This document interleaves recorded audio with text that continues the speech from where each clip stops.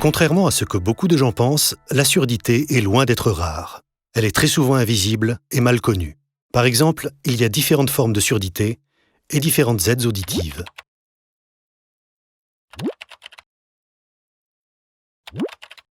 Les personnes sourdes ou malentendantes peuvent communiquer par différents moyens.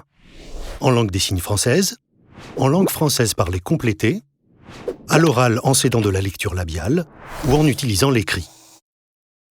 Pour bien accueillir ces patients et garantir leur accès aux soins, c'est à nous, professionnels de santé, d'être attentifs et de nous adapter.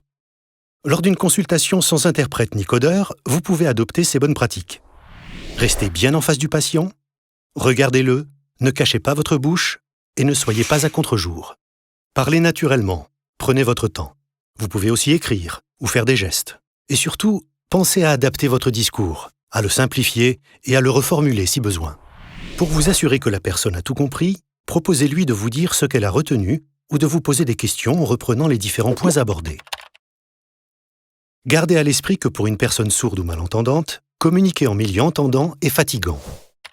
Après la consultation, vous pouvez envoyer une transcription écrite des résultats. Enfin, proposez, si c'est possible, les prises de rendez-vous par SMS, par Internet ou par téléphone. Parfois, un interprète LSF ou un codeur en LFPC est nécessaire. Soumis au secret médical, ils permettent à chacun, patient et médecin, de se comprendre mutuellement. Pendant ces consultations, placez toujours l'interprète ou le codeur à côté de vous et regardez votre patient. Laissez du temps à la traduction et prévoyez si besoin une consultation plus longue.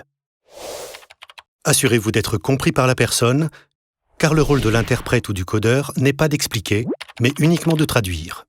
C'est la différence avec un intermédiateur dont le rôle est de s'assurer que tous les échanges sont compris.